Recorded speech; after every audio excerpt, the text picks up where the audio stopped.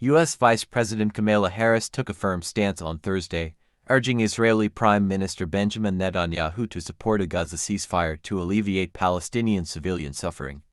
Emphasizing the urgency of ending the conflict, she highlighted the humanitarian crisis and insisted that action must be taken immediately.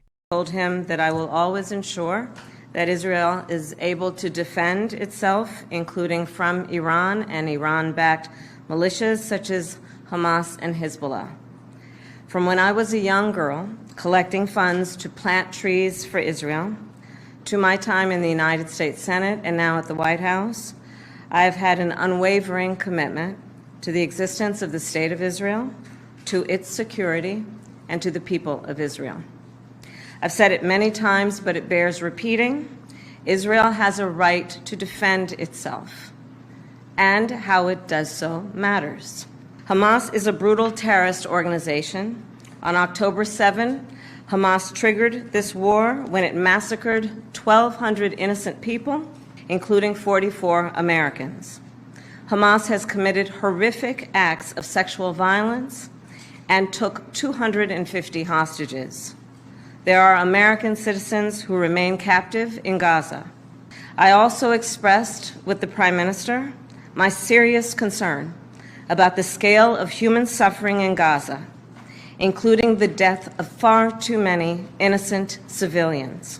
And I made clear my serious concern about the dire humanitarian situation there, with over 2 million people facing high levels of food insecurity, and 500,000 people facing catastrophic levels of acute food insecurity.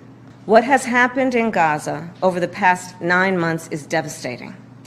The images of dead children and desperate, hungry people fleeing for safety, sometimes displaced for the second, third, or fourth time.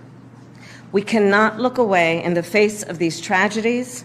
We cannot allow ourselves to become numb to the suffering, and I will not be silent. Thanks to the leadership of our President, Joe Biden, there is a deal on the table for a ceasefire and a hostage deal. The first phase of the deal would bring about a full ceasefire, including a withdrawal of the Israeli military from population centers in Gaza.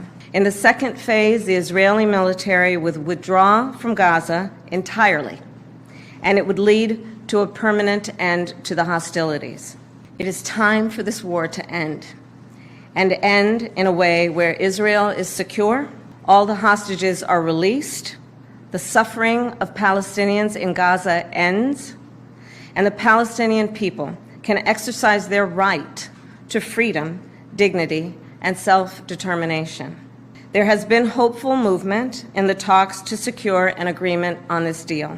And as I just told Prime Minister Netanyahu, it is time to get this deal done.